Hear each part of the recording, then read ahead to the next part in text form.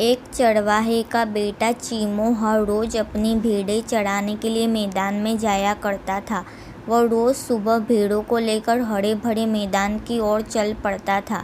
सूरज डूबने से पहले ही वह घर को वापस चल देता था। एक दिन वह मैदान में बैठा कुछ सोच रहा था कि अचानक जोर से उछल पड़ा।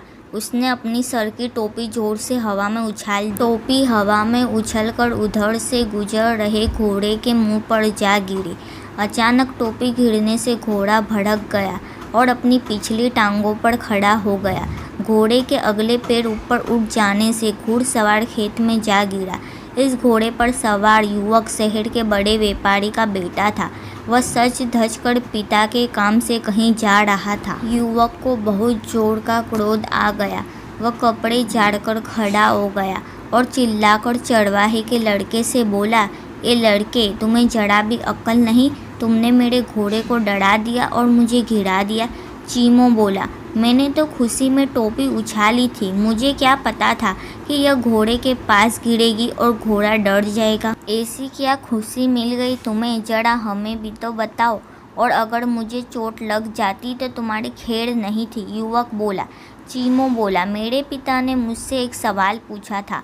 मैंने उसका उत्तर ढूंढ लिया। ऐसा क्या सवाल था? सवाल यह था कि वह चीज़ है जो आदमी से ऊंची है लेकिन मुर्गी से छोटी, भला ऐसी क्या चीज़ हो सकती है?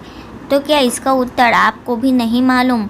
मालूम तो है, पर तुम्हारे मुंह से सुनना चाहता हूँ, युवक ने चतुराई से कहा। चीमो बोला, वह चीज़ टोपी है। यह मनुष्य के सिर पर रहकर मनुष्य से ऊंची रहती है, परंतु जमीन पर रख दो तो मुर्गी से भी छोटी बन जाती है। युवक चीमो की बात सुनकर बहुत प्रसन्न हुआ। वह बोला, काफ़ी होशियार जाने पड़ते हो। यदि तुमने मेरा एक काम कर दिया तो मैं तुम्हें ढेर सारा इनाम दूंगा।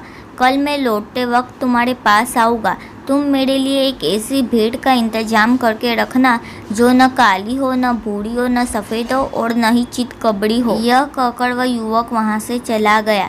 चीमो उसके जाने के बाद सोचता रहा। अगले दिन चीमो अपनी भेड़ चरा रहा था। तभी वह युवक अपने घोड़े पर सवार आया और बोला, लड़के, क्या तुमने मेरे लिए मनपसंद भेड़ लाकर रखी है? चीमो बोला, आपकी मनपसंद भेड़ मेरे घर पर है।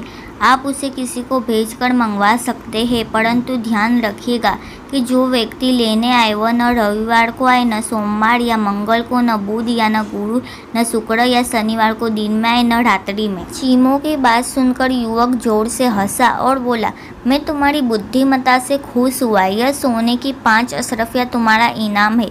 यदि तुम कभी कोई नौकरी करना चाहो तो मेरे पास चले आना। यह कहकर युवक ने अपना पता चीमो को दे दिया और घोड़े पर सवार होकर घोड़ा दौड़ता हुआ चला गया।